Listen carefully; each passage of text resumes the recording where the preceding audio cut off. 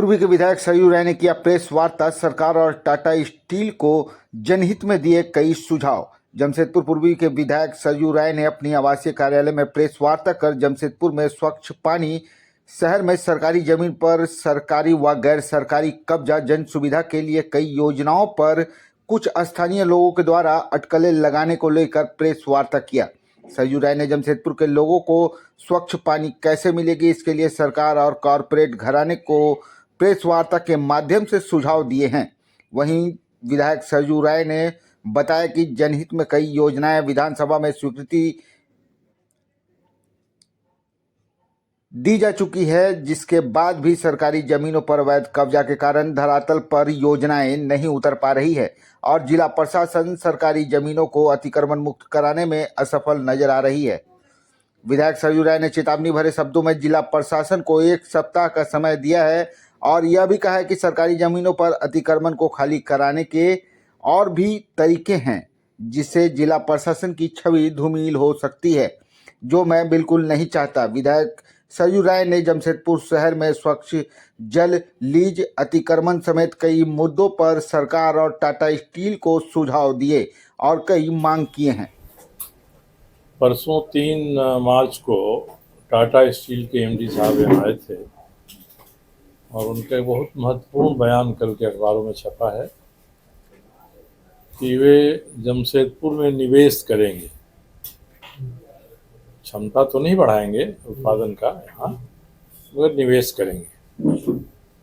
तो आपके माध्यम से मेरा उनसे आग्रह है कि जमशेदपुर में वे सिविक इंफ्रास्ट्रक्चर और सिविक कम्युनिटीज में निवेश करें, जो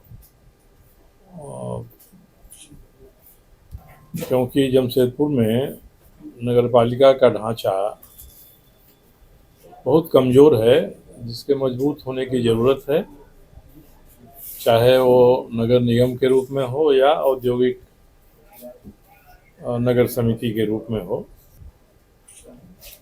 दूसरा है कि इस बार विधानसभा में मैंने कतिपय माध्यमों से, प्रश्न के माध्यम से, ध्यानाकर्षण के माध्यम से, निजी संकल्प के माध्यम से मैंने इस बारे में कुछ सवाल उठाया था और मुझे खुशी है कि सरकार का रिस्पांस बहुत बढ़िया मिला इस मामले में।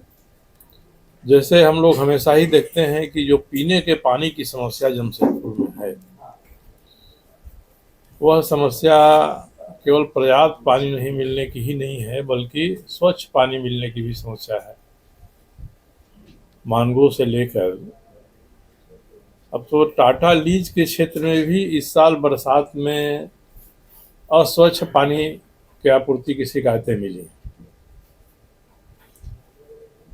मैंने ये प्रश्न सवाल उठाया था विधानसभा में कि चांडिल डैम का पानी ही नीचे गिर कर आता है, उसी को हम पीने के पानी के लिए, चाहे मानगो का हो या जमशेदपुर का हो या मोहर्दा हो, उसी से हम खींचते हैं और यहाँ पानी आकर अशुद्ध हो जाता है, प्रदूषित हो जाता है, नगरीय प्रदूषण भी हो जाता है उसमें और औद्योगिक प्रदूषण भी हो जाता है, खरकई के माध्यम से भी आता है। तो हम गंदा पानी खींचते हैं और बहुत मेहनत करते हैं उसको साफ करने में। और मोहर्दा में तो बरसात के समय में 2-2 दिन बंद रखना पड़ता है प्लांट, क्योंकि इतनी गंदगी नदी में आ जाती है कि मशीन के लिए साफ करना मुश्किल है। तो मैंने पहले भी सवाल उठाया था और इस बार विधानसभा में सरकार के सामने भी सवाल उठाया कि हम सीधे चांडिल डैम का पानी जमशेदपुर, मानगो, बागबेड़ा, आदितपुर, जुगसलाई या परसूडीह अन्य जगहों के लिए लें तो वहाँ से पर्याप्त पानी मिलेगा और उस पानी को साफ करने में कोई खर्च नहीं लगेगा, बहुत सामान्य कम खर्च में हो जाएगा। और उसके लिए 2 बिंदु भी मैंने सुझाया जहाँ से हम पानी ले सकते हैं। एक तो इस पानी को चांडिल का जो बाईं तरफ वाली नहर है, घाटशिला की तरफ जाती है, वो 2-4-5 मीटर की ही दूरी पर है चांडिल डैम से।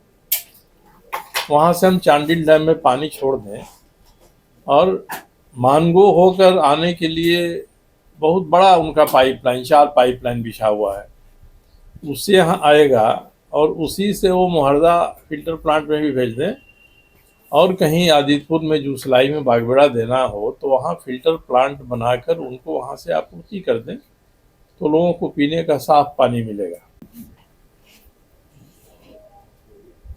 जमशेदपुर जिस तरह से बढ़ रहा है, इसका विस्तार हो रहा है, उसके विकास के लिए ज़रूरी है कि जमशेदपुर को हम लोग केवल टाटा लीज तक ही सीमित न रखें, या जो बस्तियां लीज से अलग हो गई उसी तक सीमित न रखें, या जेएनएससी के इलाके तक ही सीमित नहीं रखें, बल्कि अब जमशेदपुर को हम लोग आदितपुर, परसूडी, खड़ंगा झार आदि जो इलाके हैं जो बिल्कुल हमसे सटे हुए हैं, उनको भी मान कर चलें। और टाटा स्टील अगर निवेश करता है सिविक इंफ्रास्ट्रक्चर में और सिविक कम्युनिटीज़ में, तो सभी को इसका फ़ायदा होगा। एक ट्रांसपोर्ट डिपार्टमेंट का बहुत बड़ा भूखंड यहाँ पर पड़ा हुआ है। एक तो एग्रीको मैदान के सटे हुए है, करीब 2 एकड़ का है, और जहाँ सूर्य मंदिर और सोन मंडप बना है, ये भूखंड है जो करीब करीब 16 एकड़ ज़मीन में है। 16 एकड़ ज़मीन मैंने अपने समिति के माध्यम से ट्रांसपोर्ट डिपार्टमेंट से जवाब मांगा था, उन्होंने जवाब दिया, और विधानसभा में मैंने सवाल भी किया, उसमें भी जवाब आया। इनका कहना है कि हमारी समिति ने जो पहल किया उसके कारण से ट्रांसपोर्ट विभाग ने ये सिद्धांततः ये निर्णय ले लिया है कि बिहार राज्य ट्रांसपोर्ट कॉरपोरेशन की जितनी ज़मीन शहर में है वह वहाँ के नगर विकास विभाग को सौंप दिया जाए, यानी नगर पालिका को सौंप दिया जाए। तो ये सारी ज़मीन मैंने प्रश्न का उत्तर आते ही कहा डीसी को भी और जेएनएससी के डीएमसी को भी कि भाई आप लोग जाकर कब्जा लीजिए और अनधिकृत कब्जा में उसको खाली कराइए। तो ये इतनी ज़मीन अगर जमशेदपुर के हृदय स्थली में, बारा में है और बारीडीह में है, एग्रीको में है, ये मिल जाएगी तो सरकार बहुत बड़ा काम अपना इस पर कर सकती है। और एक और आश्चर्य की बात है कि ट्रांसपोर्ट के ही ज़मीन पर सोन मंडप बना है, टाउन हॉल बना है, यात्री निवास बना है, चिल्ड्रन पार्क बना है। ये सब सरकारी फंड से बने हैं, मगर कभी भी यहाँ के उपायुक्त ने या नगर विकास विभाग ने ट्रांसपोर्ट डिपार्टमेंट से इसका एनओसी नहीं लिया। हमारे जवाब में तो यही आया है कि इस पर सरकारी अतिक्रमण भी है और गैर सरकारी अतिक्रमण भी है। तो सरकार ने सरकार के ज़मीन पर अतिक्रमण करके इतना बड़ा ढांचा बना दिया है, चाहे सोन मंडप पे, यात्री निवास से, टाउन हॉल का कहा वो विचित्र लगा कि भी बिना परमिशन के ही बना है इस पर। और आसपास की जो ज़मीन है वो ज़मीन भी ले सकते हैं। और यही ने उसने कहा कि धार्मिक अतिक्रमण भी हुआ है।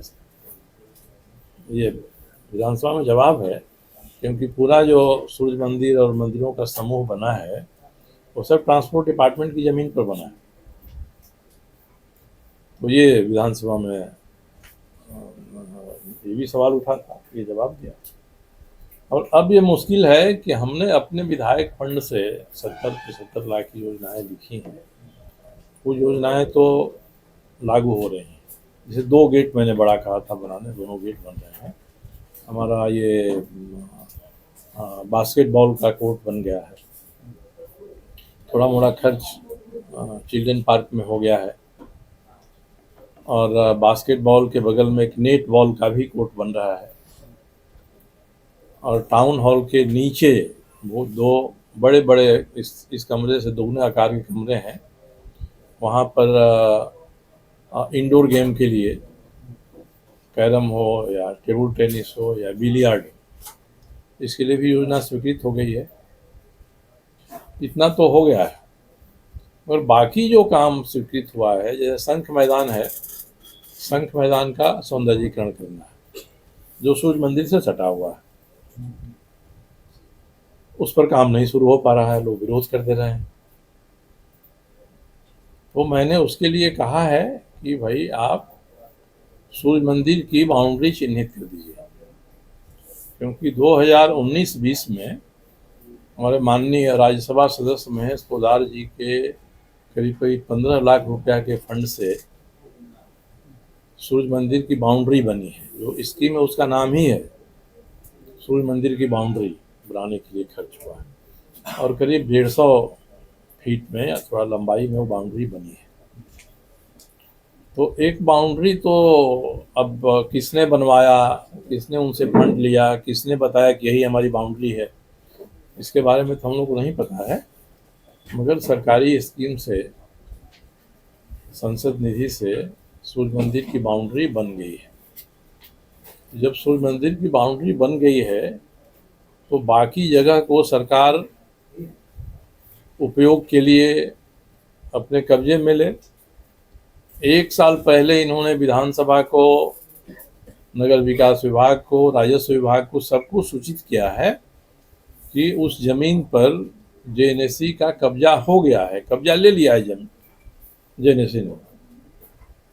मगर आज तक कब्जा कागज पर ही है, क्योंकि हमारे विधायक निधि से कोई स्कीम अगर वहाँ लागू होने के लिए गई तो उसका विरोध हो गया।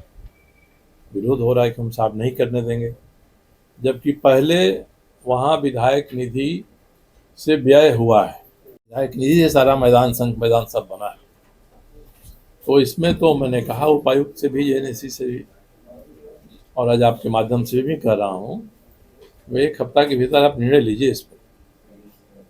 वो चुप है 8 महीने 9 महीने से, मगर विधायक निधि स्वीकृत है, सरकारी योजना भी बन गई है, और कोई अगर लागू नहीं होने देगा तो मैंने इस हैंडआउट में एक जगह लिखा है कि यह जो अतिक्रमण है वैसा ही अतिक्रमण माना जाएगा जैसा हमारे माननीय पूर्व मुख्यमंत्री हेमंत सोरेन जी ने 8 साढ़े 8 एकड़ में बाउंड्री बनाकर उसको घेर लिया। उनके नाम पर तो नहीं है जमीन।